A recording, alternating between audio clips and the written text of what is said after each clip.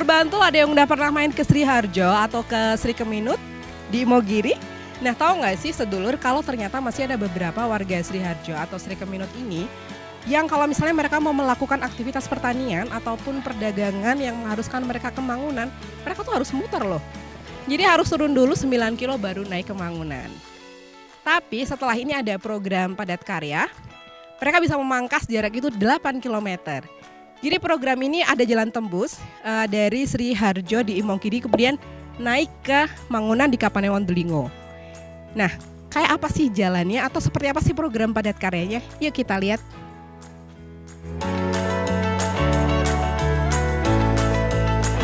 Semangat warga dalam proyek padat karya ini terlihat dari kerja bakti yang mereka lakukan selama 1 bulan. Sejak awal hingga akhir Juni 2023, warga Gedung Miri bergotong royong membuat jalan untuk memudahkan akses aktivitas mereka. Salah satu warga, Suhari, merasakan betul manfaat dari pembuatan jalan ini. Pasalnya, pembuatan jalan ini adalah hal yang ditunggu oleh warga Gedung Miri selama bertahun-tahun.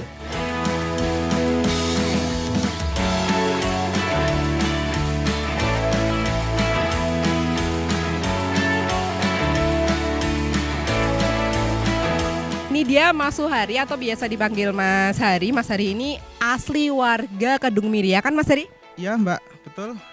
Oke, Mas Hari sebelum adanya ini padat karya, sebelum adanya jalan tembus dari Sri Harjo ke Mangunan itu kan pasti beda banget ya Mas ya.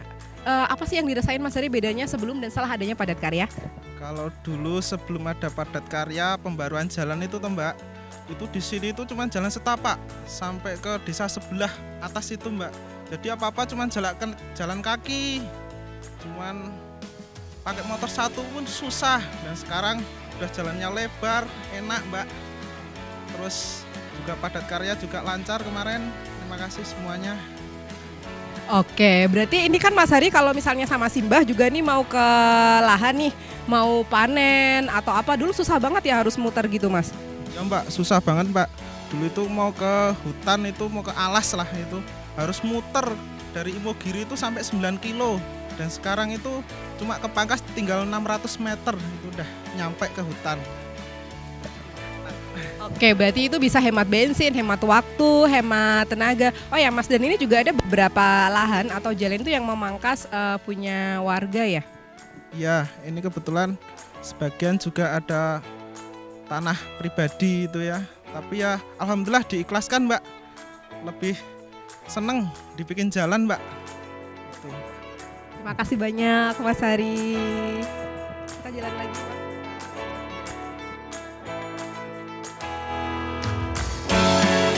Tak hanya Suhari, bagi Mbak Sakir dan Mbak Supi pembuatan jalan ini sangat mereka syukuri. Harapan mereka untuk menikmati jalan baru sebelum menutup mata akhirnya terwujud. Sebab selama ini mereka seolah hidup terisolir. Sebelum adanya pembuatan jalan program padat karya, kedua lansia ini harus menuruni lereng-lereng bukit lewat jalan setapak yang sempit dan curam. Hal ini sejalan dengan semangat Kelurahan Sri Harjo untuk menjadikan wilayah ini ramah bagi lansia hingga ibu hamil. Lurah Sri Harjo, Titik Istiawatun berujar bahwa kemudahan akses seperti pembuatan jalan salah satunya ditujukan untuk lansia dan ibu hamil.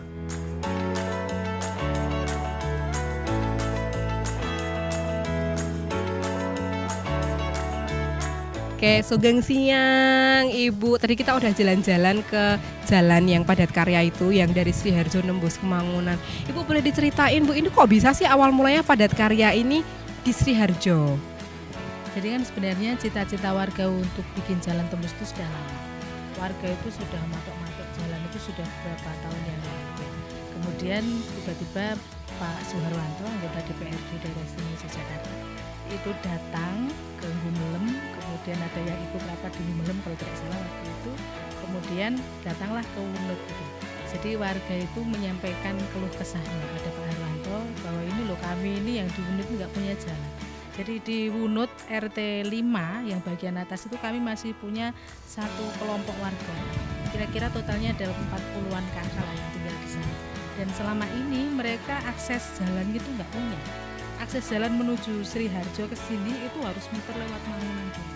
baru bisa sampai sini. Mau ke puskesmas, muter lewat Mangunan dulu. Kalau turun ke bawah mau rapat ke Pak Dukuh, kalau jalan ya jalannya setapak, kalau enggak muter. Padahal dari ke rumahnya Pak Dukuh loh ini, tidak ke mana-mana gitu. Ini situasi ini yang kemudian menyebabkan warga itu pengen ada jalan tembus itu. Tiba-tiba ada Pak Harwanto datang ke sana, warga berkeluh kesah, akhirnya difasilitasilah oleh Pak Harwanto, dihubungkan dengan Disnaker Trans DIY, diberikan BKK padat karya lewat Pak Harwanto. Di 2022 kemarin itu dengan BKK padat karya non material. Kemudian ya di tahun ini difasilitasi 2 titik, titiknya di Undang dari RT 5 dan RT 6. Jadi di punut RT 5 itu yang di Ngledok itu ibu hamil ya, ketika mereka mau melahirkan itu harus ditandu naik ke atas untuk menuju fasilitas kesehatan. Betapa sulitnya gitu kan. Dengan bagaimana juga dengan lansia dan kelompok-kelompok rentan lainnya. Maka sebenarnya tagline pemerintah desa Kelurahan Sriharjo sebenarnya berkaitan dengan adanya jalan tembus itu adalah untuk menyelamatkan bumil, lansia dan kelompok rentan. Jadi tagline-nya adalah selamatkan bumil, lansia dan kelompok rentan.